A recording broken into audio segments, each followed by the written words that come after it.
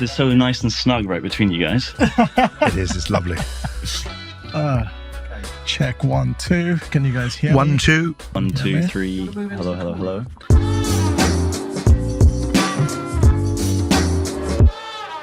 The pod is called Bottleneck, and we'll let Max introduce himself and his story, etc., etc. But before we start, I'm going to pass it over to Rory to give us the lowdown or the summary of why we call this Bottleneck and why we're all here. Very simply, I think the concept of a bottleneck is really important. If you want to go really nerdy about it, there's Eli Goldratt's book, The Goal, which is what happens when a physicist looks at business. And they realize that business is, to use a sort of fancy and overused term, a highly complex and recursive system in which very small changes can have very large effects. And I think if we're not careful, we're getting into this weird habit in marketing where predictability is more important than outcome. And the point about looking for bottlenecks is that sometimes you fail, but when you succeed, the payoff is massive and disproportionate. Okay. And I think there are two parts of marketing. I think there's what you might call mining the seam, which is you found gold and you look to maximize the efficiency with which you recover and refine it. But there's also finding the gold in the first place or looking for the mother lode. And I think a large part of marketing actually works because it's failure, failure, failure, outstanding success. Okay. And we don't understand the maths of that kind of world, which is probabilistic, nearly as well as we understand the deterministic maths of efficient refining. And I think as a consequence, we're missing out on half the value of marketing, which is, bluntly put, staying alive long enough to get really lucky. Now, I think if you know about bottlenecks and you acknowledge their existence, you'll spend more time looking for them and you'll get a bit better at finding them. You'll improve your odds. But it's never going to be a perfect process. I think that's probably fair. I love the theme of bottlenecks. It's great. There's a lot of bottlenecks that we can talk about. Well, you're a physicist yourself, aren't you, by background, if I'm right? Close. Data scientist. Data scientist, yes. Okay. Fine. Yeah, but the same theme as what you said, of looking at a business from more of like an engineering lens and thinking about that, that rings true to how I see things. And it was very interesting because Eli Goldratt starts off with the premise that this is a topic for discussion in manufacturing. In other words, in any system, there is one part of the system which is acting as a constraint on the efficient flow of the rest of the system. Okay. It may, by the way, the location of that may change from time to time, by the way, but that if you intervene in the system, it will be vastly more efficacious than intervening somewhere else. Okay. And then the concept was kind of taken not just to downstream production, but upstream demand creation, the demand chain rather than just the supply chain. And they realized that the same thing applies. And I often ask people, someone asked me today, what do we do to increase footfall to a restaurant? Do we do offers? Do we do this? And I said, first of all, look at the negative, which is what's stopping people coming in. Don't look for how we can make more people come in. Do that eventually.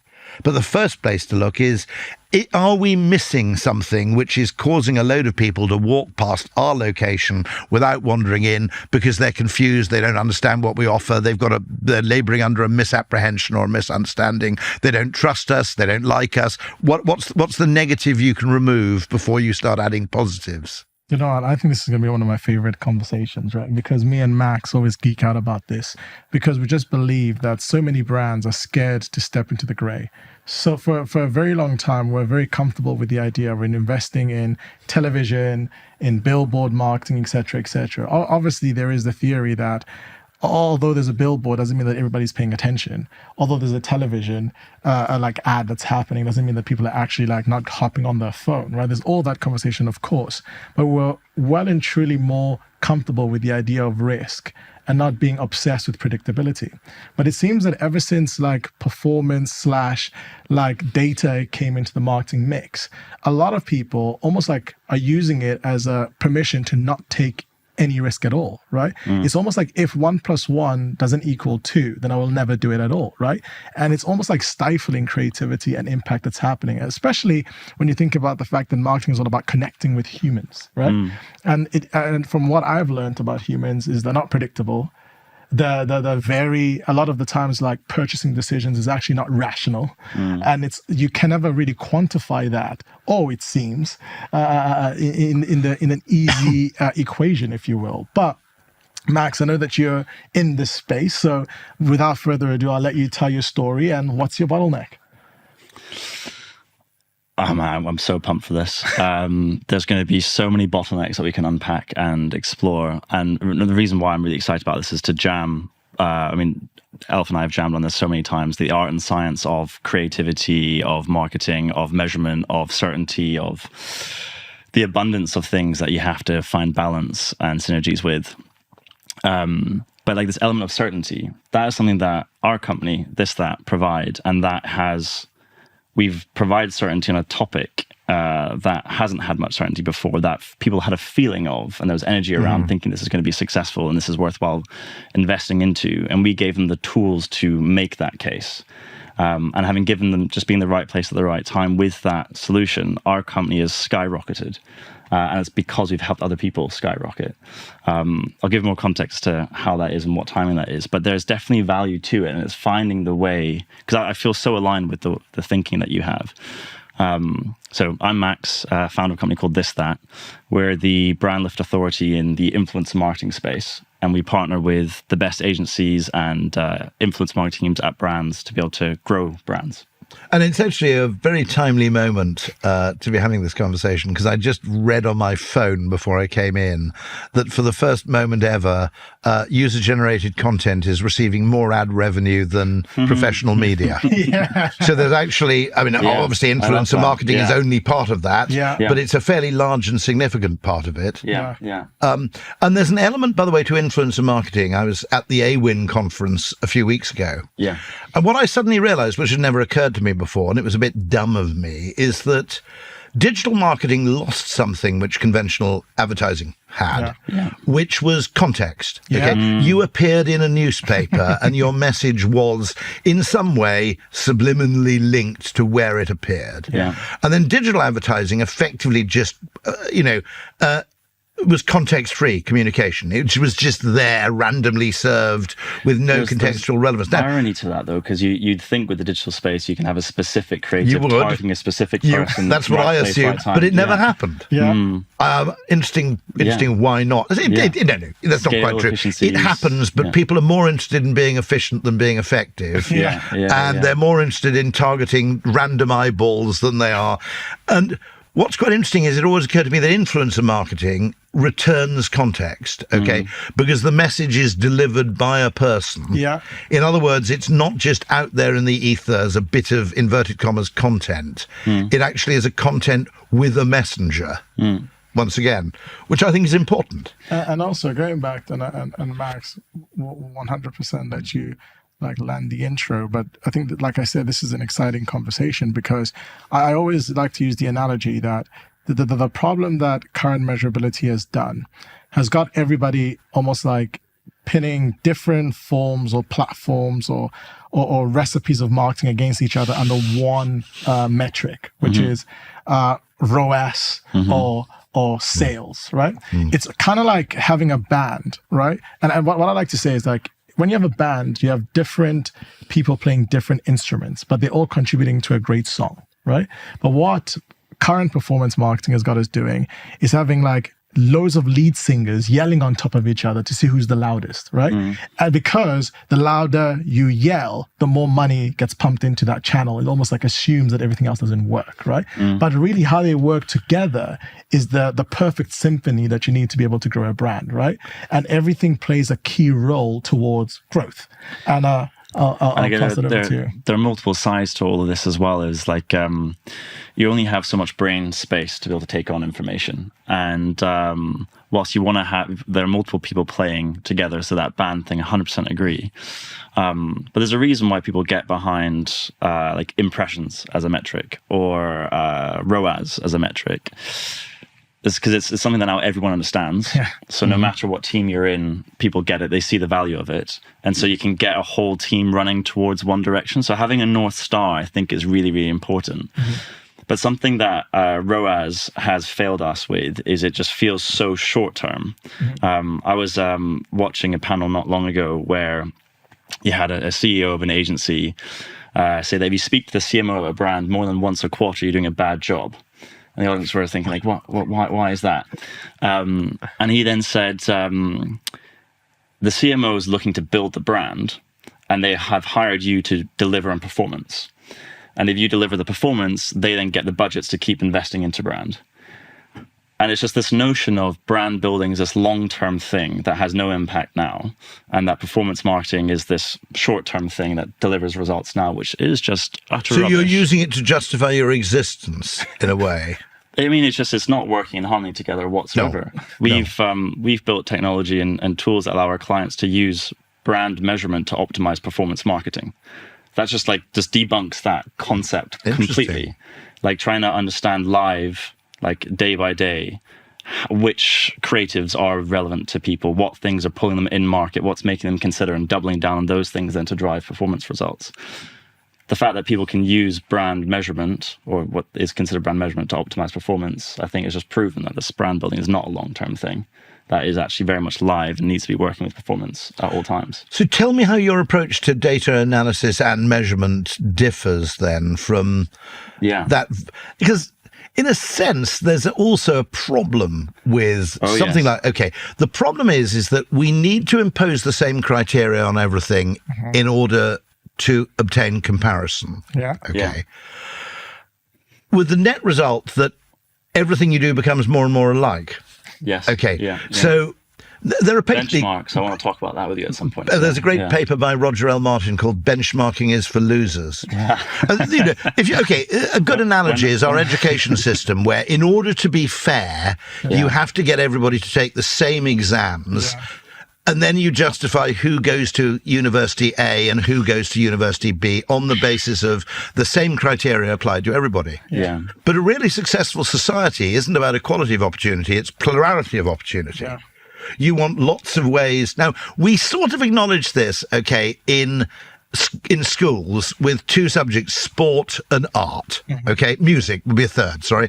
It's accepted that you can be really, really good at one of those three things, and different rules now apply to you. You may go to a different place to study, you may focus on a different thing. But when you think about it, I mean, there are lots and lots of complementary and diverse talents people have. And the need to make the thing appear objective requires us to apply the same criteria to everything we do, which then fundamentally limits the plurality of what we do. 100%. I think a huge unlock that I've moved a lot growing up, went to 7 different countries, 7 different school systems across Europe. I studied mathematics, went down the data science route, probably because math was the only language that didn't change. Of course. Yeah. I went to music school towards the last few years of my high school education and was close to doing art. So very much felt like a creative person. But math just came so easy. And I was like, that's that consistent thing. But an unlock, just bringing back to that context, you said there, benchmarks were very different. Like I went to a grammar school in Bavaria, which is like the most old-fashioned, you have to stand up and sing your teacher's name before a class would start. And I went to a school in Scotland where you had complete freedom to do whatever you wanted. Like it was just completely different, these different school systems. Also went to an international school in Amsterdam at one point, so like all different kinds of approaches of thinking. Benchmark something I want to touch on actually. When you asked how do we do that? So brand lift, and it's something I want to talk about as well, is changing behaviors as like a bottleneck. That is a real bottleneck, to change behaviors. And so the way in which we offer value is by not necessarily changing behaviors. We have come into something that already exists. Brand lift is a way to measure the effectiveness of marketing, has been done for decades.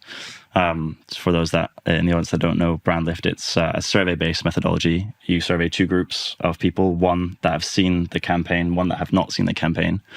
And you very much hope that those that have seen the campaign are more aware, more likely to feel something, more likely to consider buying, more likely to recommend, whatever the KPI is of that campaign. And that measure translates into performance, does it? Yes.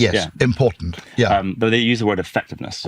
Which is a much better word, by the way, But then you have 3 different benchmarks when you do that at scale from that. So the first benchmark is the test versus the control. Yes. Those that haven't seen it. That I'd say actually works very well because you want to have apples to apples audiences, and the only difference being that exposure. Got it. Another benchmark that you have is you could actually compare different points of exposure. So you could have now someone's seen this asset, someone's seen this asset, or someone has seen this asset on TikTok versus this person has seen it on YouTube. And you can compare different. Do you still groups. see, by the way, the cross-media effects? Are they still? Because I know that was something earlier on, which is if you have seen the same thing in 3 different contexts, it's disproportionately more potent in its effects than if you've seen it 3 times only in one place. That is something that we try and tackle, but we don't do it perfectly, admittedly. Got it. We can verify exposure of one point of exposure, and then we can add on claimed exposure to other elements. Of course, yeah, I can see that. Yeah, because so you only have hard data on the one thing they've seen or haven't seen. Yes, but then, where this is powerful is actually testing out, because there was this big case when influence marketing was growing. People wanted to say influence marketing is the most effective channel. But now we're seeing influence marketing actually more of an approach, not a channel, being used on billboards, on TV, on social, everywhere. Got it. So then being able to show actually when do they work in unison quite well. That's something we've been able to tackle with that. And just to add to that, so when I was growing up and I studied maths, my teacher used to tell me that it's almost like an ideology that mathematicians are lazy. They find the simplest way to a solution, right? And then Gary Vee almost like coined that marketers ruin everything, right? Because once we know that something works, we exhaust it to hell, right? Until people just get bombarded with it, right? And that's effectively this whole thing about certainties. People wait for somebody to do something new, which they debunk initially.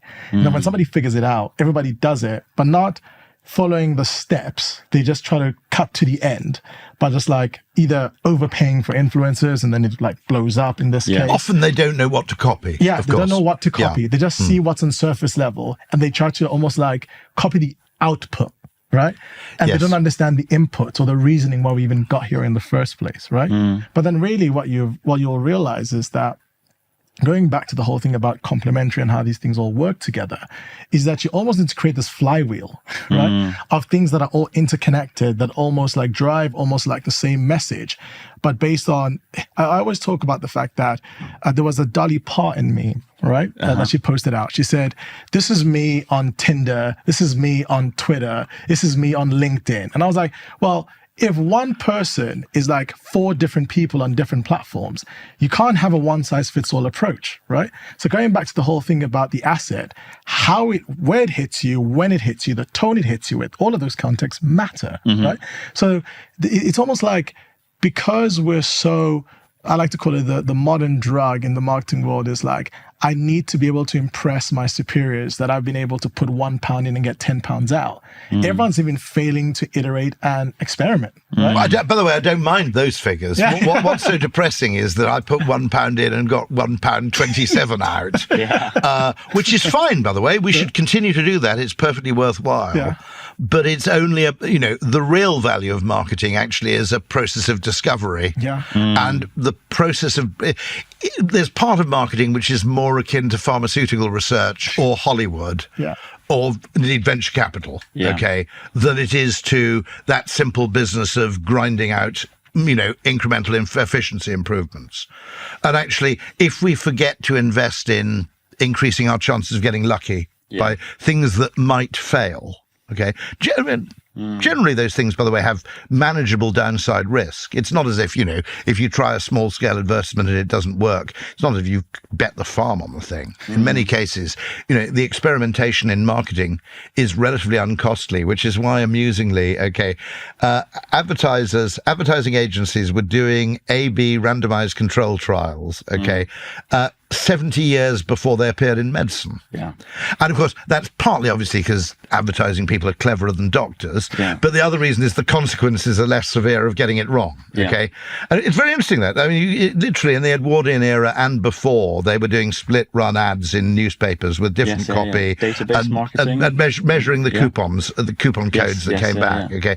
And it only really became established in medicine in the 1940s. There were earlier cases with, of course, the British sailors and the scurvy. That was a very, very early randomized controlled trial they did. But weirdly, it dropped out of use, partly because in medicine, maybe people thought it was unethical, but the consequences were worse. In many cases in marketing, you simply find out, yes, there's a cost to experimentation as opposed to replicating known success, but the upside is often disproportionately high. It's an interesting place to be in. It's like a lot of the time I see our value in actually proving the brilliance of great marketers, giving them the tools to be able to get the budget, to be able to execute on the work that they want to do. If anything, the kind of work that we do is to really understand their strategy, their hypotheses, and to be able to find a way to design a study to prove out what they've done. And often these experiments flop massively. And when they do, you want to understand why. And the deeper you can go into the why of, was it the creative? Was it the targeting? Was it the distribution? What element of that was? They can give them the tools to then go back out and take those learnings to constantly be improving. And he said it's like this constant evolution of discovery. That bottleneck is a big theme, is a constant evolution of discovery. Like there's just so many other things I want to go into that. Should I go into a bit of a story please, how it all started is always a great story, yeah. Something I think you'll find quite funny, and you tapped on the sort of science element, is that so at university, I was known as the guy that can build websites and apps, and I built a couple of those. But there was one that I was working on for about 3 years. I was really harnessing on this so much. I built this food app that allowed you to automate your food shopping for you. So in other words, you said, this is what I've got in the fridge, this is what you need, because it saved a lot lot of money, if I remember rightly. Yes. Yeah. So tell the full story. I'm intrigued, yeah. So I was a competitive snowboarder. I lived in the Alps 11 to 15 and would go snowboarding every single day from November till April. By the time I was 15, I moved to Edinburgh, Scotland. And my first competition, I managed a podium as a 15-year-old kid. And I was a very nerdy kid, and I got attention for the first time and felt very cool. So I went all in on snowboarding. By the time I was 19, I was competing internationally. And as part of that, I was really taking training seriously. So I was eating about 3,500 calories a day and working out every single day. But I was a student and didn't have any money. So my budget was about £30-40 a week for food. But I found it impossible to spend less than £50, and sometimes I'd be spending £80 on food. And then I came across this algorithm called the simplex method, which made me fall in love with mathematics. Up until that point, I'd chosen mathematics because it was the easiest thing for me to understand. But now I actually fell in love with it. The simplex method is an algorithm that allows you to optimize or minimize or maximize an objective given constraints. And so the minimizing objective was to minimize cost. Is it optimal, or is it merely, or is it heuristic? How does it? It is optimal. Yes, optimal. It finds it has issues with it, which I'll come to. So the simplex method has the assumption that numbers are real. So they're like I'll get to that one okay. Sec. So the objective was to minimize costs. So try and spend less than £40 a week. Got it. I inputted my favorite meals. So it knew that was the data it was playing with, and it knew the cost of all the ingredients. And I also said, I want to have at least this amount of calories, at least this amount of protein, all the different vitamins I wanted.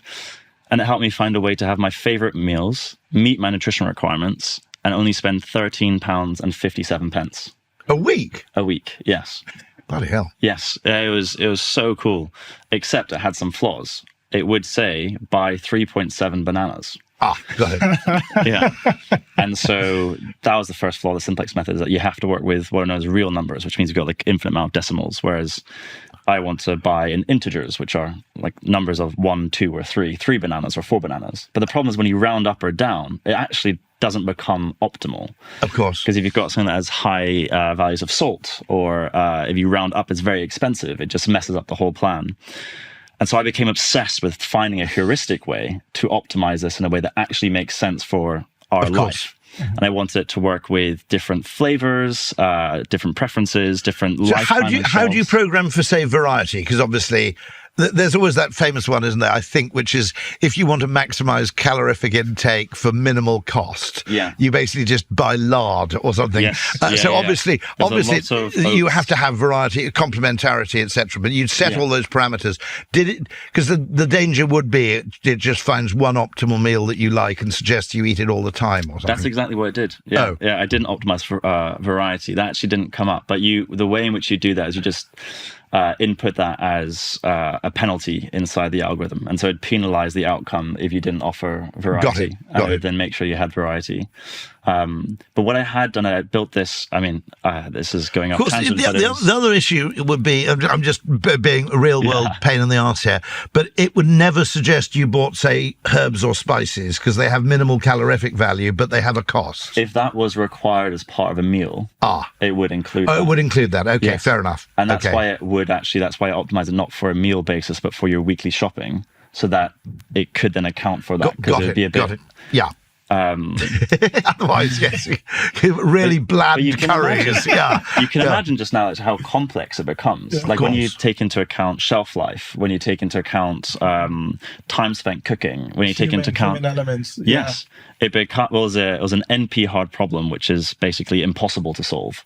And so that I then decided to do my postgrad. Because I'd heard the same thing, that if you go into a large Tesco or even actually a small Tesco, and the answer is you want to optimize your utility given a set budget in terms of what combination you buy of the 30,000 SKUs in the store, that someone told me, that I think this is right, that effectively it would require sort of the world's largest supercomputer from now until the end of the universe to actury optimize it. Because there was some mathematician will now no doubt put in the comments that I'm talking complete bollocks. but the actual question of what you buy in a supermarket without using some sort of heuristics, it's a little like the thing that technically there are 80,000 drinks you can have at Starbucks, but probably 75,000 of them have never been ordered by anybody. Tesco is actually a really good store I used Tesco for this app because they had a public API that you could pull into and pull from. So I was able to get the data on all their offerings, all their different products that they were selling, the price of those. They had limited nutrition information as well onside that, so some still had to get manually and plug in. Something I tried to push with them, one of the preferences that people asked me for was the environmental impact. That became its whole thing for about a month of trying to build this thing, because just trying to track the environmental impact of different produce is just impossible. But anyhow, to the story of Bottleneck is I eventually launched this app in 2017 after building it for about 3 years. And I put my life into this, and I'd been using it myself, and and I did a whole postgrad to understand the best way to run an algorithm to do this the best way. And no one used it. There was just no pickup of it. No. It was it's such a behavior change to be able to use an app like this, to be able to change the way you do your shopping. There's an interesting problem there, by the way, which is that I'd always assumed naively that the bigger the idea, the less marketing it required. And then I suddenly realized if you've got a really big idea, it requires a lot of behavioral change. And if you've got a lot of behavioral change, it requires a lot of marketing. Exactly. This is why I thought you'd find this interesting. It's a brilliant idea, by the way. I mean, logically, who wouldn't use something that basically saves you an appreciable amount of money a week while giving you a perfect diet? The only audience that it would have potentially worked for that, now that I've gone for it more, athletes, exactly. Not the really rich ones, I guess, because you could optimize for all kinds of things. Because I was selling it to students, and they were just like, well, we have a weekly shop that we do together. And I was like, I've not really thought about how we optimize that when you've got different people. That becomes, it's even more complex. So my brother, obviously, he was the first in our family to go away for university. I stayed home. Yeah. And one time I went to go visit him at the dorm, and him and his housemates will almost like go shopping in packs. Yeah. They'll all say, okay, we've got £15 each. Let's pick out some stuff that's going to like be for the household. And every time they took something, they'll reduce it from the calculator that they had, right? And the advantage of doing that, of course, is you can buy something like a bottle of vodka between 4 fits within your budget. A bottle of vodka yourself doesn't. Exactly. Yeah. So they were able to all like have the countdown and then check in and say, okay, so where are we at? How much have we got? And then they'll like collectively shop that away. So it's almost like there's a use case in that where that could have been useful. Yeah. Yes, it's almost like humans. That would have solved your banana problem. You just have to have the same, because 3/4 of a banana, that's actually quite hard to order 3.6 bananas from Tesco, though. It is, So how do you go from that to like this, that? Yes. Okay. So building something like this, I'd built up a bit of a name around the university by those that were more entrepreneurial as someone that could build apps. I thought you were going to say like Banana Boy. Not quite. By the way, do you think it could succeed now? Was it just ahead of its time? I mean, when there's a cost of living crisis, the government could actually issue... I would love, if anyone out there wants to build this, I'm going to champion you all the way and give you all the tools that I built to try and amplify that, because I think, it'd be super valuable. Could work now. Because, I mean, one perfectly good role of government, which not even libertarians can object to, is just providing people with better information. Yeah. Well, do you know where the simplex method gets used? And there's this kind of thinking. It gets used in pet food. How can we have all the nutrition that pets need in the cheapest way possible at scale? And they just get all the ingredients. Those algorithms get used in this kind of way. Actually, I suspect it works better for dogs than for cats, because cats are much more finicky about what they eat. Dogs will basically eat anything. But they would use the same kind of techniques. They would have used them at war as well. How can we make sure that our troops resources? Yeah. So I mean, if you're looking at it from that scale, like the government should be able to think about these kinds of things. But then that might go against other initiatives. But how this landed to this, then. And the irony of all of this was then my co-founder, who then approached me with this idea of this, that. So I didn't actually have the idea of this, that. He said, I'd love to have an app, like a Tinder swiping environment, where you swipe left for this and you swipe right for that. Something where you could ask questions to the public and they can help you choose which shoes to buy, which boxing team's going to win a boxing event, which pub we should go to with our friends this evening. And I was like... So it started as a B2C idea with an interface, basically. Yes. Interesting. And it really, I didn't necessarily take it all that seriously at that time either. I was still thinking about this food app. But it's actually not a bad idea. Actually, in fairness to the guy, it's not a bad idea because you have those coordination problems. Yeah. Now, you might argue it doesn't sufficiently capture the extremity of preference, because it's only basically it was measuring acceptable, not acceptable, was it? Or two comparisons. Got it. Okay. Well, there's a lot of really fun stuff you can do with that. But the story here is that they say the exact same story as that. Yeah. We got hundreds of users within the first few days. And then in the first few months, thousands of users. And within the first few years, we had hundreds of thousands of people using it every single day. The interesting thing about that, though, is it seems like when you give people a lot of information to ultimately control their life, they don't want to use it. But when you restrict them to this or that, one or the other, they find it a lot more easier to actually adopt. It was just a bit of fun, really. It was like a little gimmicky thing and then just went viral. It's a very interesting question, isn't it? Which is how many alternatives you offer, which is one of the things someone was talking about AI, and they suggested that the role of AI was to say, effectively, I need a toaster. This is the toaster you want. Yeah. And my hunch was, and I said this, I don't think that'll work. I think you need to present them with 2, 3, or 4, maybe 5 toasters and say, these are the relative merits of each. Now make a decision. Because I don't think we find it easy to... Well, the series of binary comparisons there is where it's super interesting. helpful. That's really interesting, So the same way you rank chess players, there's always one against another. There's this approach to measuring that called ELO rating. But ultimately, you can have A versus B, B versus C, D versus E. Got it. And they use that would assume transitive preferences, wouldn't it? I think. But anyway, yeah. In market research, they would call this conjoint analysis. That's it. And they use that to understand actually what drives preference. Is it the price? Is it the color? What is that component?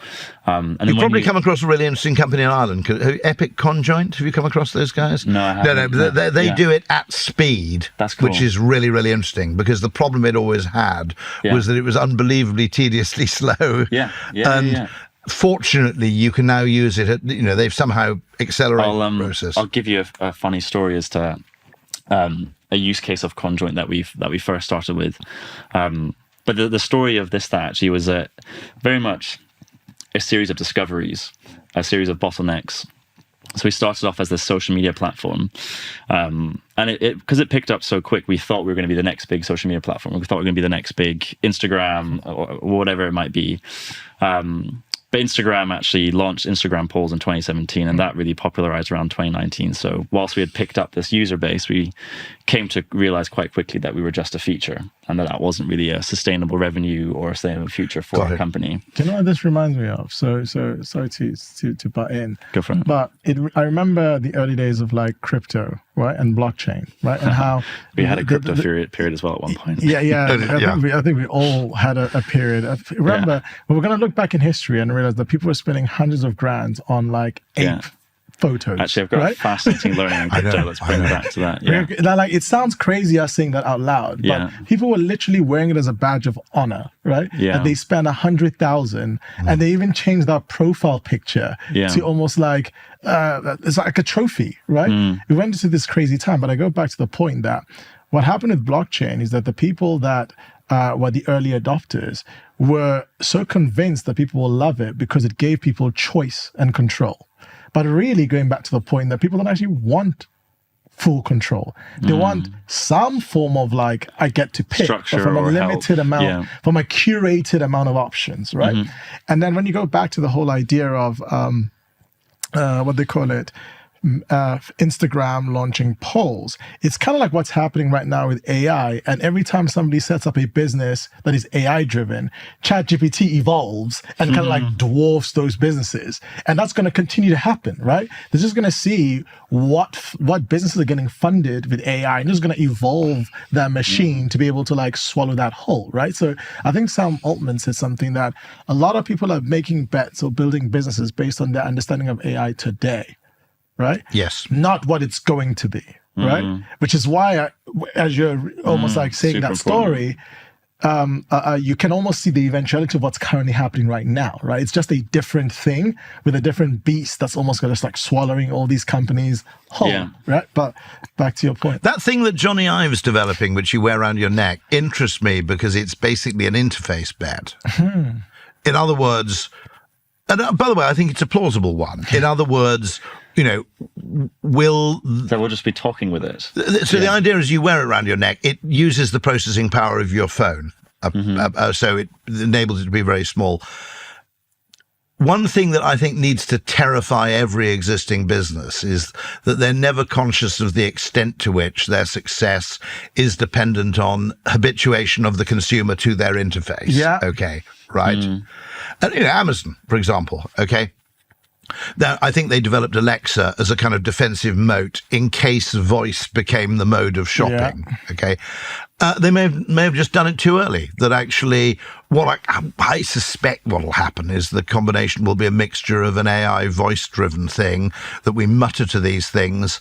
Can you bring up my rail ticket, please? And then it appears on your phone. But that when you change the interface, you change the context, and when you change the context, you change the behavior. And when you change the interface for everybody, everybody's behavior changes. It's not like normal behavioral change. It's a bit like the Argos catalog. Okay. Which is the Argos catalogue succeeded because you could actually decide what toaster to buy before you got to a shop. Yeah. Okay, it changed the place and frame within which you chose. Okay, EasyJet did the same. You didn't go to a travel agent anymore. You phoned up. But in the early days, EasyJet planes had the number 0800 whatever it was down the side, because although they started, I think, in the early 90s, there wasn't a web for the first few years of EasyJet's existence. Yeah. But what was weird about it was you phoned the airline. You didn't go into a travel agent. Yeah, and that's kind of interesting, because where if you're Google, you have to, or to some extent Amazon, you have to be genuinely terrified, in the sense that what happens if the behavior that's been the default norm for ages, suddenly basically shifts. That, in other words, people are making the choice in a different setting. With augmented reality, virtual reality, that little necklace piece. Hey, but they're also talking about, I saw, obviously, Apple just made their announcement with the liquid screen and all that conversation, right? And then somebody made an interesting argument, right? Because a lot of people were talking about the fact that it was lackluster, what is it happening? But the point that they were raising was, it's almost like they're priming people for the technology to come, right? That actually the view emulates what the almost like the glasses experience is going to be like. So once you get used to seeing things off a flat screen to almost like seeing it in a more dynamic way, it actually primes you to be ready to actually see that through change of behavior. It's like a Trojan horse, getting us used to that. So going back to Rory's question about whether it was too early, maybe they've identified that we've launched our product. People are not ready for it because they're just not used to the screen experience. Let's just give them the screen experience on the platform that they understand and they know, and then it's easier to make that next step, which is super intelligent. I wonder if blockchain and Bitcoin would have been more successful if they developed what I call a skeuomorphic interface, where it just looks like a banking app. Okay. Yeah, well, Coinbase kind of did that, right? Yeah, that's why a lot of people adopted it. Yeah. So, I love the idea of skeuomorphism, which is the idea. It's the reason a digital camera had to click. Because if you press, there's no reason it had to make a click, but if you press the button and nothing happened, people were weirded out. And it goes back to Greek temple design, where a lot of the carving of the stone was designed to look like the wood from which temples were originally made. Okay. And so classic examples of skeuomorphism would be dials on digital radios, for example. Like why toothpaste or stuff taste how they do? No, it's the idea that you build in a kind of element from the previous technology. So the classic, into the new technology to make it seem more familiar. Yeah, effectively. I mean, this is ties when it brings to Bottleneck. I want to give you this context to what brought that here, because I think the really interesting bottleneck that'll be interesting for us to unpack is, how do we get this art and science to work better together when it comes to measuring brand, investing into brand, giving people the tools to expand stories of great brands. Because you don't want to change the way in which people do things all too much. Like, change in behavior is so difficult, but you also do, because they need to catch up and evolve to new times. So what is that journey and getting them through that?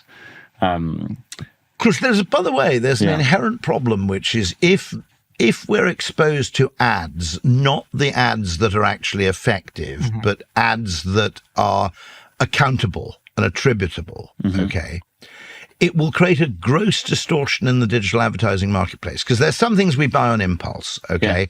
And those are obviously very highly attributable. I see an ad for something, a hat on ASOS. I buy the hat on impulse. It gets delivered. Wonderful. They can now make the case for advertising that hat a hell of a lot more. Yeah. But if it's an ad for, let's say, a new dishwasher detergent, okay? Now, theoretically, I suppose you could add to my Ocado basket. It would be a theoretical way. But what I'm going to do is I'm going to look at that ad, remember it when I next get to the supermarket and buy it. And one of my problems is that I never see any Unilever or P&G ads online, okay? Now, they are the world's largest advertisers, and I spend quite a lot of money on those products that they make. But the reason I never see them advertised online is not because the advertising wouldn't be valuable or effective. It's because it's not directly attributable, because it's something I buy indirectly at a retailer at some distance and removed from seeing the stimulus. Okay. Yeah. And consequently, we'll end up with a weird problem where a hat on ASOS will always outbid Unilever for advertising, not because the advertisement is inherently more valuable, but simply because it's easier to prove its efficaciousness. Yeah. Okay.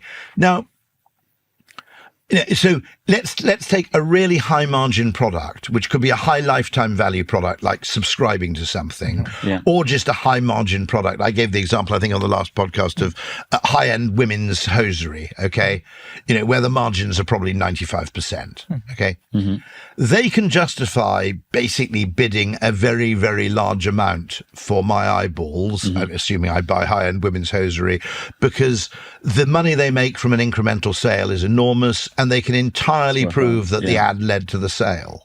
Okay. So in a really efficient advertising ecosystem, now, as I said, I'm always going to see more luxury goods advertising, more advertising for high-end products, because, there's more margin in them, okay? And that's true in the real world of advertising. There's a disproportionately high amount of advertising for jewelry or luxury holidays. But I do also see ads for washing powder. All right, which is good, because in a perfect advertising environment, I'd see advertising roughly in proportion to where the contents of my wallet go. But in the digital environment, if it's about attribution rather than about ultimate effectiveness, okay, I'm going to actually be, and I think that's exactly what we see in digital advertising. We see a very weird subset of the whole economy, very heavily advertised. Yeah.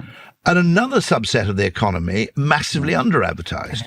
I mean, I actually love cars, okay, but I hardly ever see any, and, they're a reasonably high-margin purchase, but I virtually never see any car advertising online. And so I don't have, it's a different play. Each business model will have a different approach, like what you had with Gymshark. That they fundamentally had a different business model, that they really leaned into the community and built flywheels off the back of that. But you could argue maybe there's a high margin within their products. They could have gone down a similar play, but they didn't. Yeah. And that flywheel is, I mean, I can come on to it in a moment, but I don't think that I think a lot of people in marketing think that we live in this personalization era where you have to have effective ads reaching specific people at the right time. I think that is done.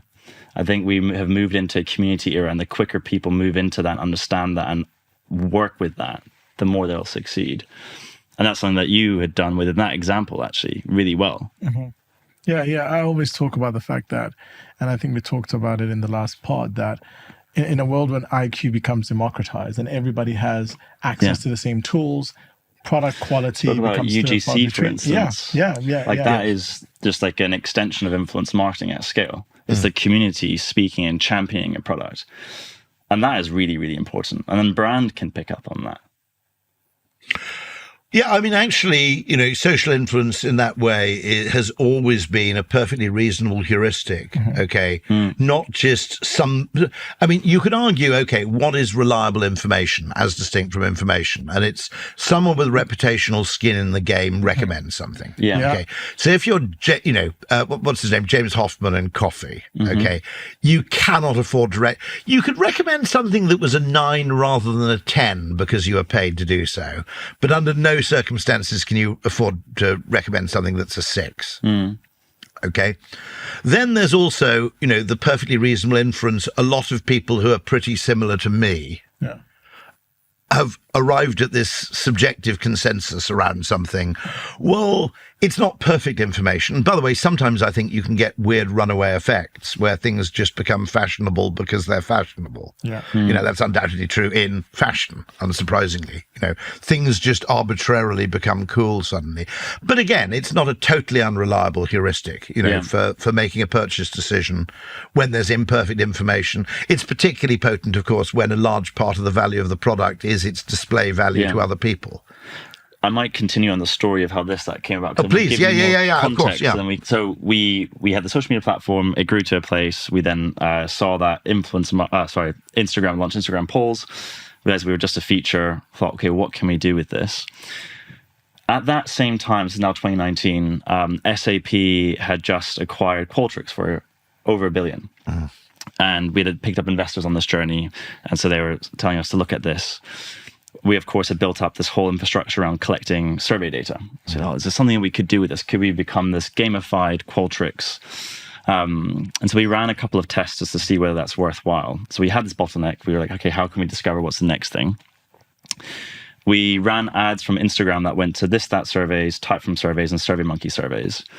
And we were able to collect 20 times more data than them. And this was never planned to be this like collect survey data at scale. It was an unconventional journey that led to this 10x of magnitude better ways of collecting data. It was just interesting. The obsession over gamifying the survey experience over 2-3 years had led to us building an environment where people actually enjoyed answering the survey questions. So it was apples to apples questions compared to those. So, okay, there's something here. What can we do with this? And we used that narrative to say to our investors, there's an opportunity here. Could we get some more money? We'll build out a SaaS infrastructure, try and compete with the likes of Qualtrics, SurveyMonkey. We'll see what we can do. Spent a year building this infrastructure, and then again tried to start selling something. But now there was no one to buy it. There was no clear use case. Our value prop was you can get 10 times more data with us than you can with anyone else. Oh, but we like SurveyMonkey or we like Qualtrics. And so we then sold to events companies, marketing companies, consultancy firms, you name it. One of our first examples was actually using this conjoint analysis approach with a chicken wing festival. And the theme was swiping your favorite chick to help them rank their best chicken wings, which the owner of that chicken wing festival actually became one of our investors, which he loved. And there's a hilarious story in that in itself. So in a sense, what you'd done is you'd amplified the survey in the sense that everybody else was focused on the results, but not on the user experience. Yes. Yeah. And actually, funnily enough, in that journey, we also had another learning. This was through a failure, but the failure had a great learning.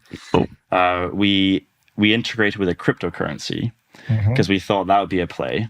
We were like, we gamify the survey experience. We've got this whole community that love answering questions. Let's integrate crypto in some way. And so the crypto was then used to reward people that answered questions, that asked questions, and that took care of the community. So would report things if they were misbehaving and so forth. The usage spiked for about a week and then it dropped massively. Like the whole it just died. And the more we looked into that, we realized that people before were just intrinsically taking part in surveys, asking questions, having a good time. And now they're doing it extrinsically for the sake of getting money. That's extraordinary. So it become work. Yes, what had been a hobby then became...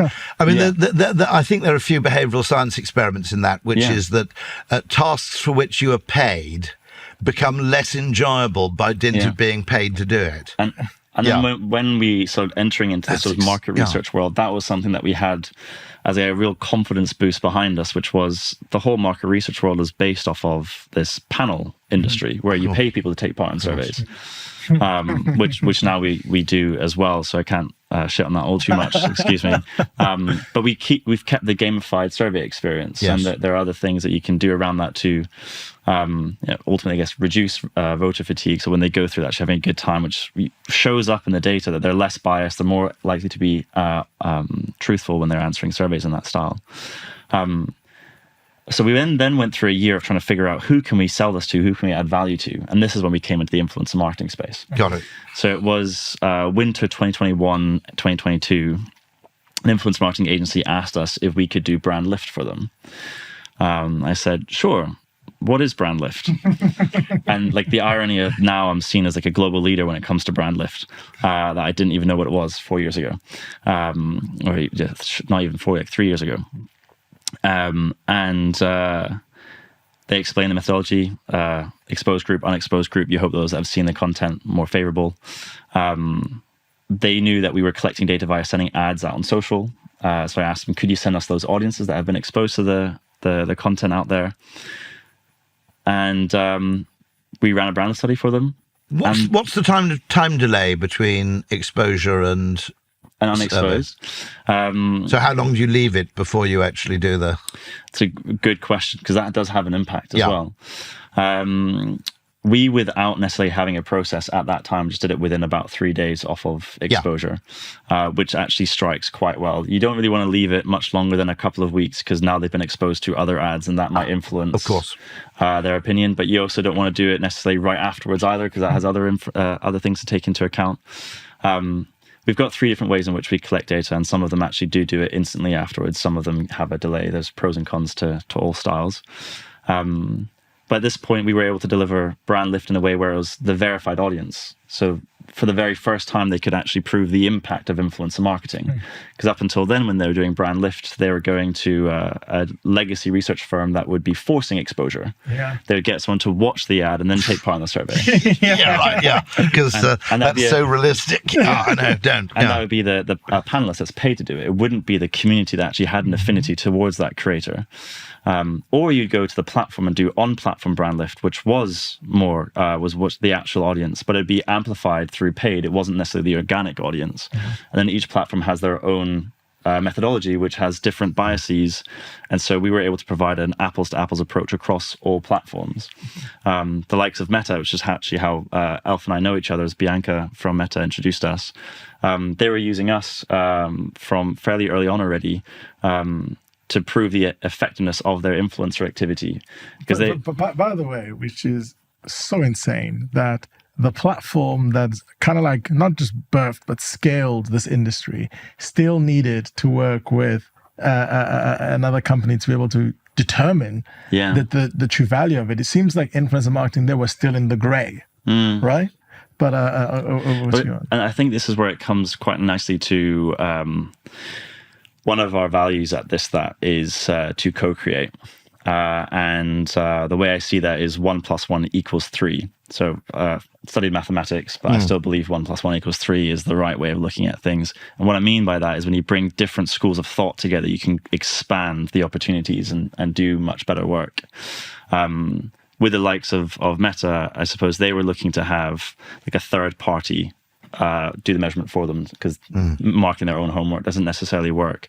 But beyond that, we were able to provide an apples-to-apples approach that worked across their activity when they were promoting their Meta Quest headsets on TikTok, on YouTube, and on Meta. And the value that we were able to offer to the likes of them is actually we were able to get insights that could bring their creative teams together with their talent selection teams, together with their media strategy teams, together with their data science teams, and help them speak the same language. So actually, and also closing the loop, which has always bothered me, which is that I don't think that many digital advertisers adequately feed back to the creative teams. And just to talk about, we're just talking about like the Gymshark thing. And a lot of the times people think that the reason why the brand did very well is because we did influencer marketing or social. No, it's because those things all complemented each other and spoke to each other, right? It's almost like you knew the insights that you were getting from the influencer end and how that informed what you did on the social end, which informed what you did on the paid end, right? Yes, so actually, how they all interconnect and work closely together is actually the secret sauce. A touch on that is like the essence of what made influencer marketing successful is its ability to influence. And that, I believe, is the currency of the marketing world now. I think in the mass media era of 1920s to 1990s, all about reach. Think of like a speakerphone reaching as many people as you can. Internet comes out, you move into the digital space. It's now this personalization era, specific creative to specific audience. It's all about effectiveness. Effective ads no longer cut it. You can have the most meaningfully different type of creative, type of brand, but everyone's so good at that now. People are going to be apathetic towards that. It's not going to resonate necessarily. It's not going to get them to want to talk about it, want to champion it. You need to be able to spark a ripple effect, and that really is the essence of influence. And I guess this discovery actually gives us a bit of an unfair advantage into how we did this, because when we came into Brand Lift, it was very accidental. Like we just so happened to have built the technology that allowed us to be able to give them the insight that they wanted. But the naivety that myself and my team had when coming to this, we ultimately just wanted to help businesses grow. And so we weren't thinking, let's just prove the brand lift. We were thinking, what insights could we give you to help you grow your brand? we're now at a point where when I said brand lift authority earlier, as like that's what we do, is we've got the largest data set when it comes to brand lift, which allows us to give benchmarks. So before I spoke of benchmarks of test versus control or versus assets, but we also just have a lot of data which could allow us to say this is the average awareness lift that you should expect in this category, and so on and so forth. But within how that does data, that vary between categories? Massively. Massively, yeah. Massively. Which does actually have flaws in that. That's not necessarily the benchmark you should be looking at. No. Right? Like you should be looking at how you perform now versus how you performed last month. For instance, like how are those things changing? That's really a better benchmark to be looking at. Are you growing? Are you learning? Are you improving? But with that scale of data, we're able to do some interesting stuff and look at, okay, what actually makes someone aware? What actually moves someone from being aware to considering? What actually moves someone from considering to taking action? What actually moves someone from taking action to advocating? And the way in which influencers do this, I think, is fascinating. And I think there's something you can really learn from this that should speak to all of marketing.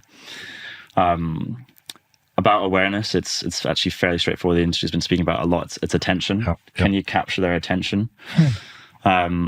But when it comes to moving from awareness to considering, that's where actually the way in which influencers do this well, it speaks to that community, is that they actually move them from aware to wanting to advocate straight away with one sweep. And it is ultimately from awareness to consideration. It's about relevance. But what is relevance? And I think that's something that needs to be very clearly defined. The way in which we look at relevance is we would ask the brand, what are your core associations? Like, what's your key brand identifiers? And it's really important that brands understand this, especially if you've got a flywheel. You need to have some kind of red thread that's your backbone. So we understand their core associations. We would then, in the survey, ask people what they associate most with this brand. And separate to that, we would also ask them, what do you care about most? And the alignment of their priorities and the values of the brand, that is relevance. And that has high predictive value in terms of consideration. Massively. It is the outlier predictor by far, if you're able to make something relevant. And relevance is different for different communities. And there's this talk track within influence marketing of don't tell the influencer what to say to their audience. They should know what to say. And the unlock of being able to say, okay, these are our associations. You understand what messaging will be most persuasive with your audience. You choose what to do with this, but these are the associations that we have. So basically, all these brands that are sending scripts to influencers and telling them, talk about the brand this way, it doesn't work. Doesn't work. There's something within that, though, of the thing that moves them from considering to taking action is looking at persuasion. And that the messaging is important there. But you want to also distinct the difference between messaging and a script. Right. So when you're looking at messaging, you might be looking at a few key words within like a sentence, let's say, like a brand statement, which I'm sure both of you could speak to actually more than myself even. But when we look at persuasion, which is now getting from considering to taking action, we're trying to understand what messages do they agree with? What messages do they believe in? What messages build affinity, build brand love, and which of those anchor those core associations of relevance as well? And if you hit all those tones, this is relevant to me. I agree with this statement. I believe in this brand, and this makes me love this brand. That's going to make them take action. And if you make them take action through that journey, they're not just going to be buying your product today. They're going to be buying your product tomorrow, next week, next month, next year, and they'll tell everyone else about it. And that's that flywheel. And that's something that we're now trying to grapple with of, okay, we do brand lift. We can do it in a unique way that helps prove the effectiveness of influencer marketing. But actually, we're trying to now reestablish how we should be looking at brand and how to measure brand in a more appropriate way that speaks to the community, that speaks to flywheel. And it's challenging that. Like, it's like you have to go through more of like a Trojan horse approach because you don't want to have a new metric. So it's like, how can we do this in a way that does brand lift, does brand health, does brand value, does creative effectiveness? How can we do it in a way that they actually already understand and make that easy to bring in and easy to scale? But the funny thing is about that, because I remember when I was speaking to Max about a year ago or so now, and he was telling me what they're working on, and I was like, Yo, Max, we all know what the end goal is. We all know the intricate detail. But at the end of the day, for us to be able to change how people value a brand and shifting away from just like the gamification of like revenue patterns, right? Because we know now that if a brand wants to build to attract investors and exit or IPO, et cetera, there's a method to how you build your business. Doesn't necessarily mean that it's the right thing for the long term, but it's the right story to tell to people that you want to sell your business to. Right? Yeah. But effectively, there's a way that you build the brand for 100 years, right? Yeah. And a lot of the value there is intangible, right? Yeah. And we know that it's important to create that ecosystem that creates those modes of intangibility that allows a brand to feel different than anybody else. But the problem with that is unless there's like a score or a metric or anything like that, people can never really adopt it because going back to your point about maths being a language, a lot of people just can't understand it. Yeah. So by solving this very difficult problem, that can have a major impact on what people prioritize when it comes to growing their brands going forward. 100%. I mean, Elf and I had a panel just last week. We were talking about measuring brand like performance. And I've noticed just within that, there are like slight tweaks that we've done. When you've got brand lift metrics, you're looking at a delta of the impact of someone seeing something. What does that do? So let's say it lifts awareness by 20%. Yes. If you've got the reach metrics, you can multiply that and now say, so if you reached 1 million people and awareness lifted by 20%, you could argue we've net new made 200,000 people aware. Yes. That's something that someone in finance might actually understand. And when you look at the CPM metrics of like the cost to reach 1,000 people, and you take that into account, you can actually also say, this is how much it costs to make 1,000 people aware. So now you can actually use performance language with brand metrics. It costs this amount to make 1,000 people shift perceptions. It costs this amount to get people to advocate for your brand. And that's like just been quite unlocked for people. But also you can attach a value. Yes, that's the thing. Yeah. Because one of the problems, which is that advertising people leapt on this fantasy of perfect accountability, not realizing that the hidden price you might pay is that everybody is vastly underestimating the value of advertising because they're only measuring 20% of what it does. Yeah. This is which is the easy 20%. Yeah. And the other 80% is being valued at zero. Yeah. Which is, if you think about it, I mean, a large number of organizations are almost certainly, just as I always argue that all businesses underspend on customer experience and overspend on acquisition simply because the former is harder to quantify and prove the value of your activity, or slower, actually, than the former is. So there's fast feedback activities and there are slow feedback activities, and the fast feedback activities always get too much investment. But, consequently, what you're actually doing is at the risk. In other words, you're comparing something with something else, but the hidden price you're paying is you're undervaluing everything you do simply in order to attain that kind of numerical comparison. And what you're doing is you're capturing not just the immediate value of something, but the deferred value, and indeed I would argue that actually investment in fame and awareness is probably a compounding asset. It absolutely because the more people who are aware of something, the more it enters the conversation. And so fundamentally, it's much closer to a pension in terms of an investment than it is a bet on a horse. Yes. Yeah. We always talk about the fact that an investment in brand is an investment in your pension. Yeah. And the more you cut corners, the shorter your life insurance is going to be, right? So actually, it's not necessarily a question about how do you drive business, how long you stay in business, right? And going back to your point about prioritizing attribution, a simple way to almost like an analogy to that is like it's almost like attributing the fact that, or giving the credit of who shops at a store to the checkout. Right? Because at the end of the day, that's where people go, and you can. But then, how they came about, you're not even looking at what the source was, effectively, right? The same way in which, when we're looking at, I mentioned how we do lift and how we understand what moves people through that. We describe that as drivers, and that way you can start attributing what's the value of relevance, what's the value of this. But even then, even though that's helpful, it's still, you need to make it just so darn easy for someone in finance to understand. So if you can start building out benchmarks of this is how much should we allow finance to be making these calls, actually, in the sense that they have a model of the world in finance which is, in a sense, too reductionist to be appropriate to large forms of corporate expenditure? Unfortunately, they run the business. I think they do.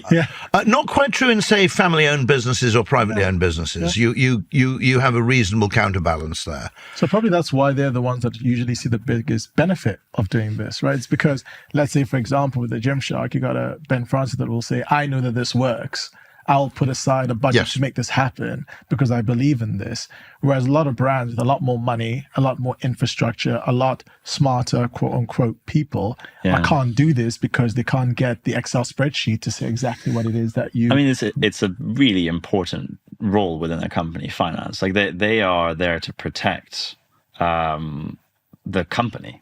Like they're ultimately responsible for the decisions that they make. They need to make sure that company's still going to be around next year, that they can still pay the salaries of their employees and all of that. But I guess if you tell them, what good is a life if you don't invest in your pension? And that's a way to get them to understand the value of it, right? Yeah. And I guess context is also within that as well, of like if you're speaking to a company that's VC backed and looking just to grow aggressively and they've got all these crazy targets to 4x year on year.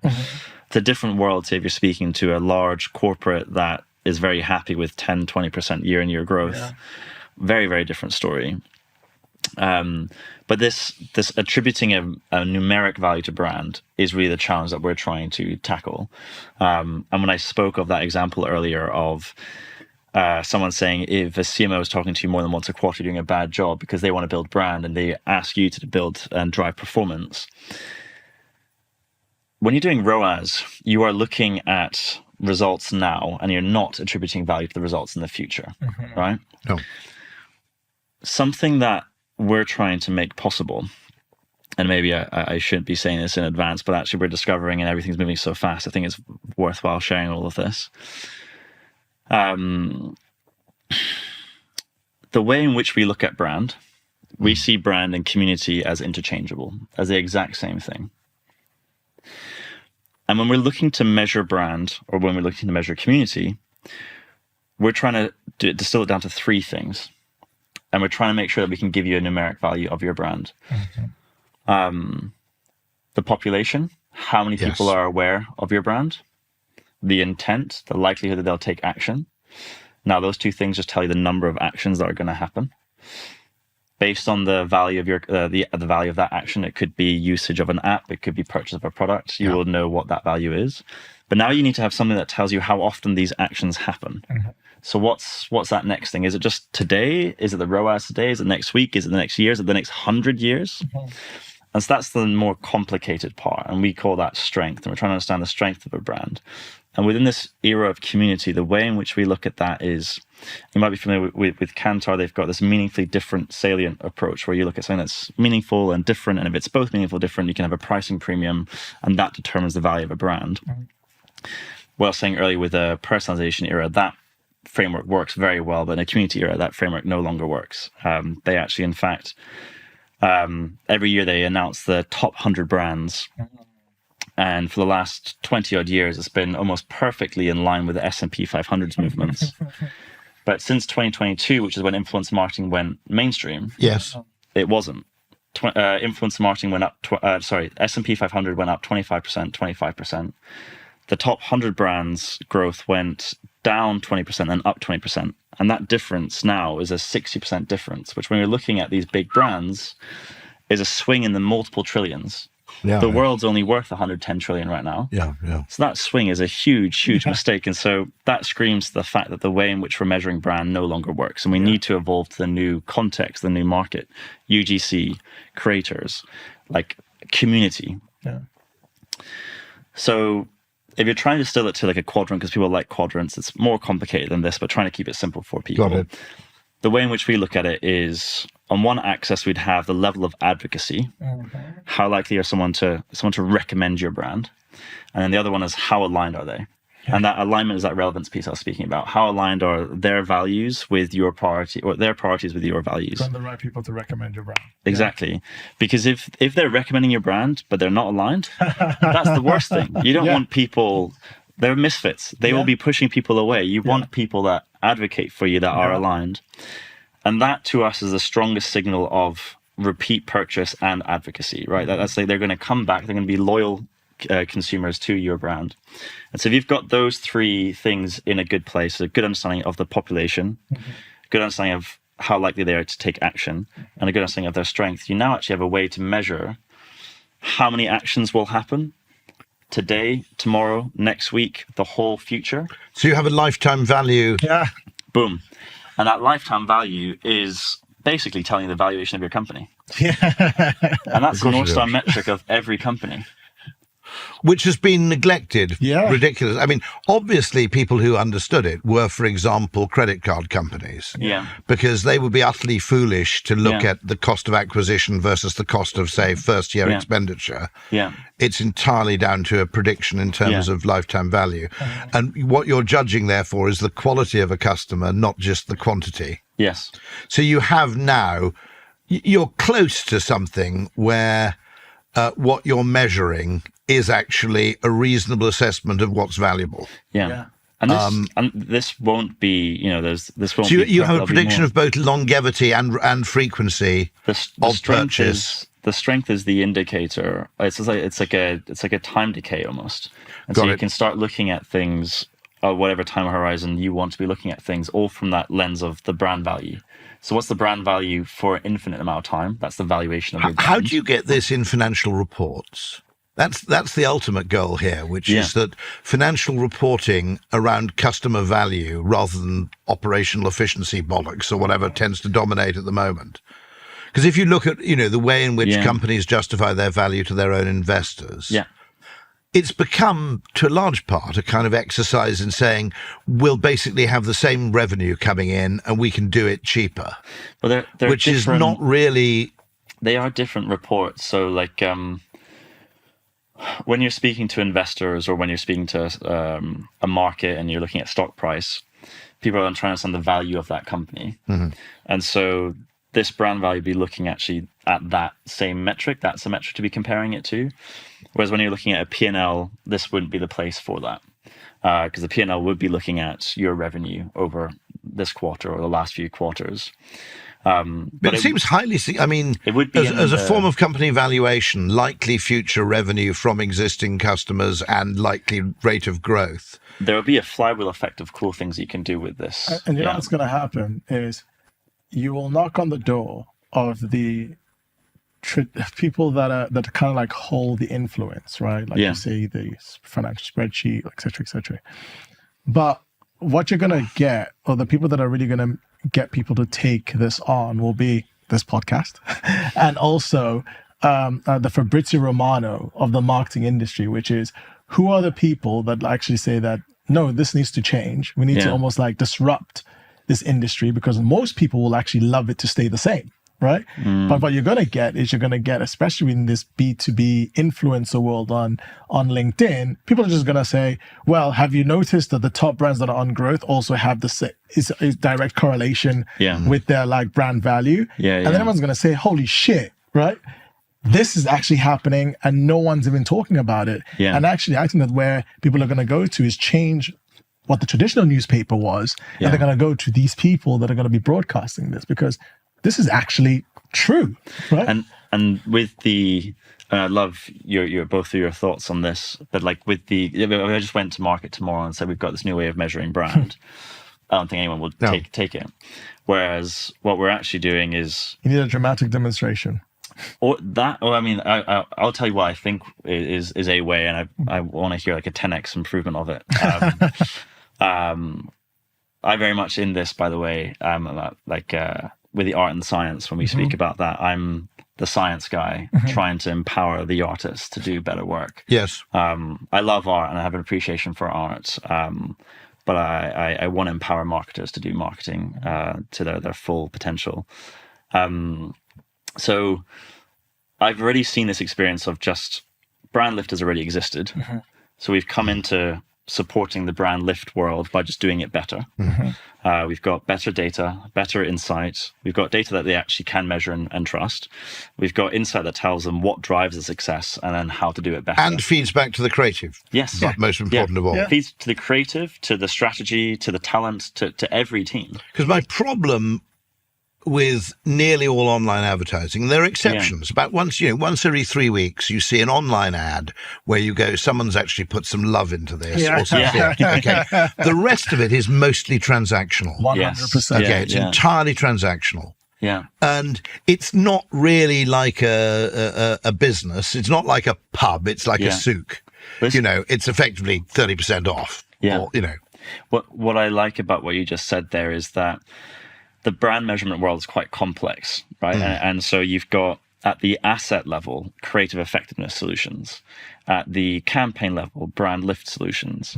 At the regional level, when you're trying to understand brand within a market, you've got brand health solutions. Interesting. And then when you get to a company level, you've got brand value solutions.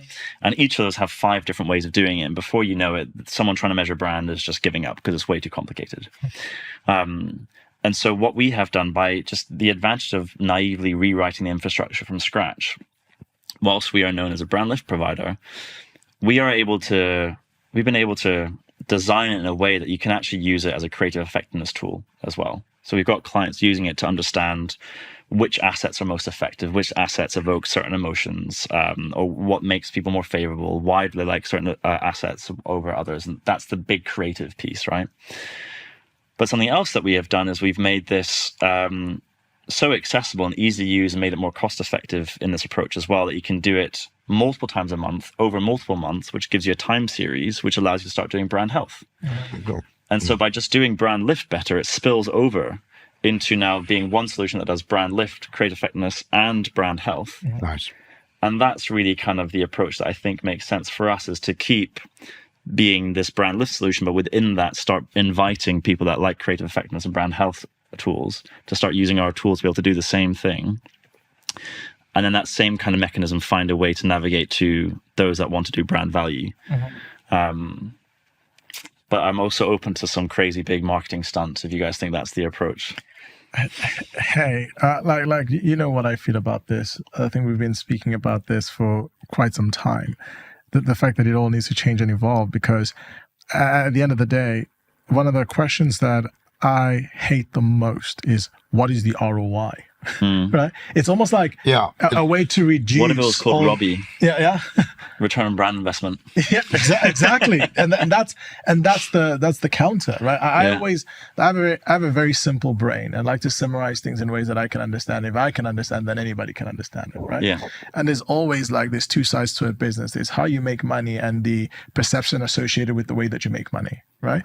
And how you make money allows you to keep making money today, and the perception associated with the way you make money allows you to keep making money forever, tomorrow, right? And a lot of people forget that, right? They feel like, oh, as long as I'm making money, then that's great. There are other aspects to it, for example, which is it will also affect when some fuck up happens. Yes. It will massively affect the extent to which people give you the benefit of the doubt. 100%. For instance. 100%. I remember when... So there's a kind of potential, downside amelioration there. Which is again not factored. I mean, actually, ROI is emphatically not the right measure at all. Unless you're very, very sophisticated in the way you ultimately measure return. But there are lots of areas of company expenditure which aren't measured that way. As someone pointed out, you don't ask for the ROI for putting a roof on a factory. Okay, you simply go that if we don't have a roof on this factory, it doesn't work. Okay.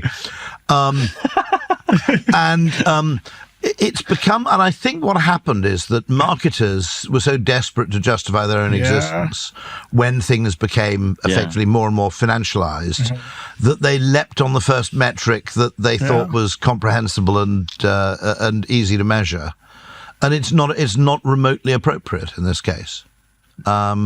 Especially now that we're in a community flywheel.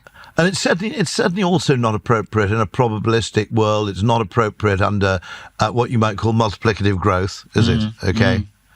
Because, a lot of this stuff is compounding. It's a bit of a tragedy, because I think what happened is marketers thought, if only we can be perfectly accountable, okay, that means that we can effectively say that every single penny we spend delivers X point, whatever it is, okay, in terms of value. And in the sort of gathering rush to do that, they forgot the fact that if you only measure what's directly and immediately measurable, you undervalue yourself criminally. Yeah. Okay. It is really, it's a bit like, you can't judge. You can just about judge a striker on their goal scoring record. Mm-hmm. Okay. Just about. Although even then, actually, it's not perfect because it depends on the rest of the team. Yeah. But there is a kind of shots at goal thing, which might be. Now there's XG. Once you get further away from the goal, okay, the extent to it you have to effectively have some other measure. Of how good someone is. Even it just comes back to the band piece of you might have a different role within that. Maybe you're the person that tees other people up for success. Got it, exactly. Yeah. Well, do you know, funny enough, in the music world, I think, who was the chap in the Rolling Stones who died in the swimming pool? What's his name? He was always driven absolutely insane because he always believed that bands should have a band leader, like the 1920s. So there was a role band leader which was independent of any of the other performers. Yeah. But if you think about it... One of my favourite stories when you explain brands is like, are we just all shouting the same thing or... Yeah, and the thing is, going back to the football analogy, right? If you think about attributing to the success of a team, obviously, and Messi and Ronaldo obviously exhausted the whole like goals and assist tally because people are trying to figure out who's better between the two, right? And that became an obsession. It's again going back to that obsession with certainty. And then now what purists say is that, but I do the eye test. Actually watch the game and I can see the quality of a player, which is why Rodri won the latest Ballon d'Or the other year, even though he was a central midfielder. But if you think about who has been the most successful coaches in football, they've been people playing that position. So Pep Guardiola in the midfield, Xavi Alonso in the midfield, Luis Enrique in the midfield, right? Because they're not the person that's rewarded for the output, the goal, the striker being the checkout. They're the guys that actually start the play and they control momentum.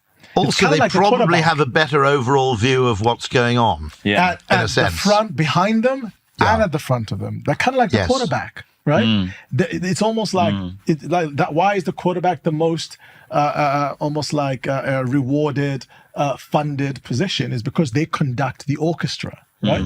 And that's the thing that we're thinking about here from a brand perspective is you're not going to get the goal, you're not going to get the assist, but you're the one that controls tempo. It's actually so funny. Like it's the when we had the panel last week with Chris, he was giving the example of 95% of your market aren't in market, and that 5% that are. And it's the brand that sort of moves that 95% into that 5% bucket. Or is remembered when the 95% move in. Yeah. And then it's the performance thing that gets the reward at the end of that 5%. But that would make the story of actually brands building up that 5% bucket, making that bigger. But brand also plays the role of, like you just said, remembering them, like keeping it salient as they're going throughout their days, or making it relevant, or persuading them, all those different elements. Like it is, but you also need performance. Like there's a big role in performance as well. You can't just not have that. There's a role to all of these. Hey, so and I know, hey, we can talk about this forever, but then I think there's one thing that you said, Rory, that's really, really important is that it's also, not only is it your pension, it's also your insurance. Right? Because I remember hearing a story, I don't quite know all the detail, about Warren Buffett, and there was something that happened when investors in Wall Street were just going crazy and doing like illegal stuff. And basically he got put in front of like a panel, and they basically said that because of his reputation, right, they're going to give them like a pass. I think he has a famous quote that says, I'll forgive you for a mistake, but if you lose one shred of reputation for our organization, that's almost like unforgivable, right? Because he has been known as somebody that's by the book, that he's has a reputation to uphold. He has values that he like delivers, and therefore, when it's time when your integrity, your values are questioned, people will look at your track record, right? So it's like if reputation is a non-negotiable, it's like having a roof over your building. It's like getting the ROI for that roof, getting the ROI for your reputation. It's kind of ridiculous. Yeah, absolutely right. Yeah. And also, you'll never have the perfect counterfactual either, will you? Yeah. You know, and the other interesting thing, of course, about fame is that there's a very big difference between having to find your customers and being famous enough so that your customers find you. Very obvious distinction, okay? But there's also an element to opportunity with it, which is that if you are not famous, you have to find all your opportunities yourself. Yeah. Whereas if you are famous, people will bring you opportunities which you never even envisaged. You know, let's take a brand partnership. So, for example, no one would ever attribute the value of a brand partnership to, you know, to brand investment. It would be looked at as a standalone thing. But the chances are it only happened because someone approached you with the idea. I mean, that gets into real weird probabilistic stuff. But I mean, the fact that there is almost certainly a payoff to fame, reputation, and what you call brand strength, okay, which goes far beyond the things we're currently measuring. There's something as you said, both there's an insurance component and an opportunity component. You know, you don't just live every day to win. You must first survive. Right? And actually, if you think about it, of course, the Ford Motor Company does not possess any, or at least if it does, it's in a museum. It has no value. Any of the machinery they owned 30 years ago, okay? Not many of the employees they had, not much of the knowledge they had, okay? The continuity is entirely, exists in consumers' minds. And then, of course, the great thing is, it then allows you to innovate more and to pivot more and to reinvent yourself more because you are carrying the customer base with you. I'm curious as to your perspective on earned media value, because that touches these topics and some of the topics that we've spoken about before. It went massively viral within the influencer marketing space.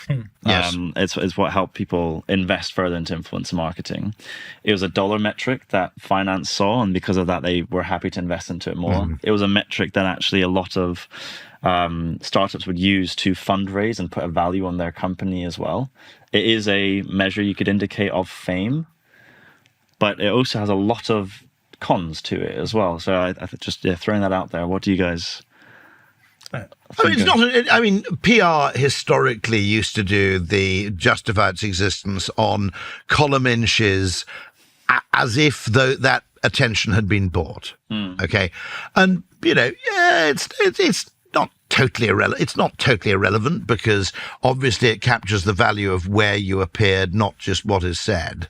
But of course, it's by no means an absolutely perfect measure. Yeah, I mean, there's value to that, like being able to have an apples to apples value of media. That's something that people then understand. So it makes it easy to invest into. So I mean, the idea that you'd maybe value a company on it strikes me as a bit alarming. I mean, this is the thing, which is, of course, ultimately there's no data about the future. Yeah. Okay, that's where fundamentally we've got to be ever cautious about optimizing on what happened in the past. Yeah. Because it obviously slightly depends on the category, but things fairly dramatically change. Okay, and you could have a very confident predictor of, for example, future customer value, which is completely thrown into chaos because some innovation or indeed legislation or whatever it may be, something happens which just changes everything simultaneously. But I mean, this is the problem, which I think is that it's the old joke, which is always attributed to David Ogilvy, but it isn't, which is people use statistics the way a drunk uses a lamppost for support rather than illumination. Okay. And also cover your ass insurance. No. An article, effectively data gathered and presented, and in some cases gamed and misrepresented for the purposes of self-justification or whatever. Justifying your own existence, your own employment, your own salary. There's an awful lot of wasted effort there when that same data could be used to inspire and inform what you do going forwards. 100%. It's being used effectively to justify it's being used to justify the previous financial year rather than to enrich the subsequent one. Even crazier. It's almost like the metric has been used to aid understanding, but not understanding of how the world works and how people are influenced and why they make certain decisions.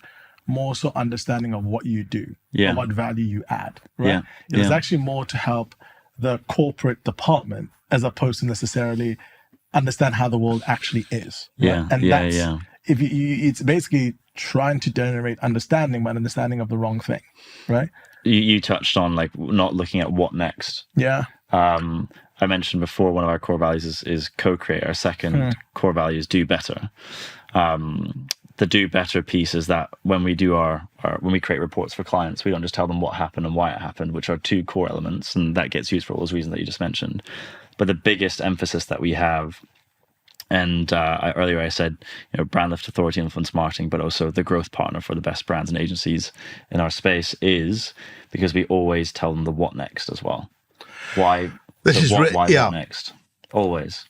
And actually, if people don't want to know, do you see what I mean? Yeah. Okay. Yeah, sometimes they don't. But then that's not necessarily the right partner to be working with. No, it isn't. No. But actually, of course, also, if you are predicting the future on the basis of a very, very biased view of the past, that's catastrophic, because you have fundamental misalignment then of effort, which is you're not doing what adds value, you're doing what effectively what do you think the role of like cadence of this insight plays with that, though? Because if you're doing this every day and you just help, that can build an instinct as to, okay, which direction should we be moving in. It's quite different to if you have like one big report each year. That's theoretically it should be ongoing and permanent, because if you've got that feedback loop, if you think about it, the entire business that companies report their finances annually is totally arbitrary. Okay, now you have the quarterly forecast, which is Unilever and a few players have refused to engage in that game, because they just argue, if you want that kind of short-term information, we don't really want you as a shareholder. Is the argument, which is, in other words, we're in this for the long game. We want shareholders that are in this for the long game. If you're one of those people who is, effectively fixated, but at the same time, presumably the cadence of the thing will vary according to the category, because there are fast feedback. There are fast feedback businesses where you can, effectively, test and learn quickly. And then there are also slow feedback businesses. I always argue, look, if you're a slow feedback business, one of the best things you can do is nick learnings from fast feedback businesses, which I think is quite an interesting question. On fast feedback, slow feedback, something that I find fascinating as well with brand measurement in itself. People would often say this argument of we want to look at ROAS or sales because it's the fastest metric to be able to measure success on. But actually, sales is a lagging indicator. It's a result of all the work that you've put in before. And the way in which people have measured brand before, because of it being so slow to be able to get it afterwards, they see it perhaps as more of a lagging metric. But actually, when you can measure brand in real time, you realize it's a leading indicator of future success. And the best businesses should be optimizing. You can carry it forward. Exactly. Yeah. It's going to be an indicator as whether you'll do sales today, tomorrow, and in the future. Do you know what? We could all talk about this for hours. And I actually want to talk about this for hours. So we might have to have a part 2 of this podcast, right? But I love that. But Max, you're a legend, right? So so are you. Hey, we try, right? We have the goat over there, right? So, but what's so interesting is you had a 10x through an interface, which simply made it. And by the way, that 10x is really, really important, because I would argue that, by the way, one of the great problems with painful feedback is that the more painful it is, the more unrepresentative the people participating are likely to be. By the way. For example, one example that would always strike me is that if you buy a lot of things online and you're asked 100 times a month for, to give your feedback, and the process is inherently painful, then eventually everybody who's not an extraordinarily infrequent purchaser, or people who simply aren't fucking angry, for example, will actually exit from the process. Yes. And, it's the first principle of data. If your data is not representative, it becomes massively untrustworthy. And so, that 10x thing, which is you're actually getting feedback from people who are it seems to be fairly representative of the people who are actually exposed to the advertisement, rather than the cross-section of total fucking weirdos. This is the bottleneck piece as well. Like, that was an example of one small thing to tweak, which was sort of and they were optimizing for the wrong thing, weren't they? They were optimizing for, ludicrously complex, bloated surveys. Yeah. And now I guess like another thing that's like a 10x that we're seeing is, and clients describe us as the next gen Nielsen, the next gen Kantar, is having built out the infrastructure from scratch. We've been able to build such efficiencies in this process, something that has historically taken months, we can do in hours. And we've been able to automate a lot of the workflows for our own team such that they can deliver and manage more than 3 times the amount of work than a traditional research partner might do. But that 3 times more actually makes it 10 times easier for our clients to work with us, because they don't have to speak to 3 different people. That one person can manage all of the work and build that relationship with them. So that's another 10x that's now pushing us forward as well. So the question that brand strength is, I mean, obviously it's harder to prove with something like a bank where you tend to get very high retention anyway. But you generally find that brand strength absolutely correlates as an early predictor of both frequency of purchase and also longevity of relationship. Is that right? In the community era, that is it. Yeah. You want to have champions. Yes. And that's how we measure strength, is how strong are your champions. That's... how does that vary from category to category? Because obviously there are interesting categories which are never going to have brand... hemorrhoid cream, Okay, just to take an extreme outlier example, you're unlikely to have people wandering into the pub and announcing that they're absolutely delighted with their hemorrhoid cream, or indeed posting interesting shots from Ibiza of them applying. And then at the other extreme, obviously, there are entities where people are natural, confident recommenders. Well, the other component is alignment, right? Like alignment of relevance. Like, does what that hemorrhoid company offers align with what they need? Yes. And the strength, that would be a strong indicator of strength as well. That would be a strong indicator. Got it. And just to add to that, basically, it's the whole concept of sexy brands and unsexy industries. If you look at a company like Beats by Dre's, like headphones were not sexy. They came with the headphones, they were wired. You get caught up in them, and then you got people to spend £250 plus for them, right?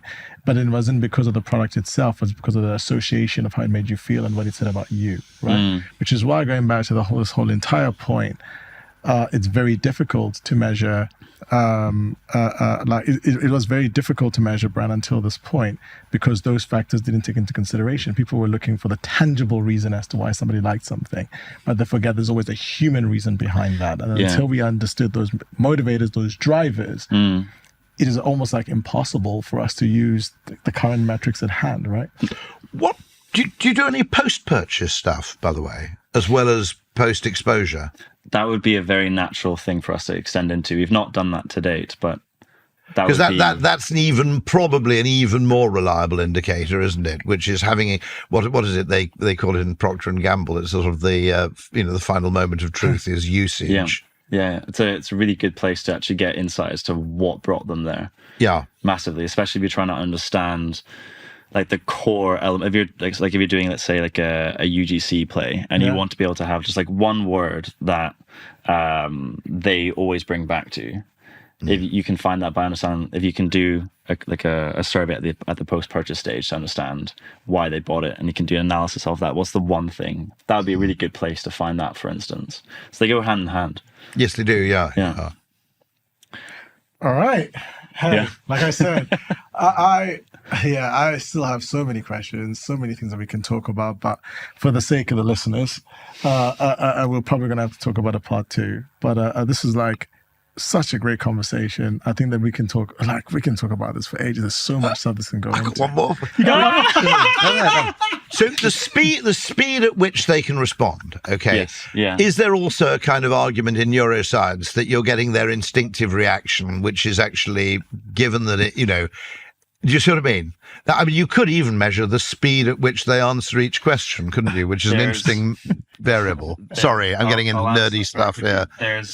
Sorry. There's implicit association testing that takes that into account, where you could ask them what do you associate most with this brand, and if they take 1 minute to answer, their associates are probably quite different if they answer that within 1 second. It's that. Yeah. Yeah. So it definitely plays a factor. That's interesting. Yeah. Oof. Part 2. Hey, part 2. Part 2. The implicit association test. It's a wrap. Thank you very much. Thank you.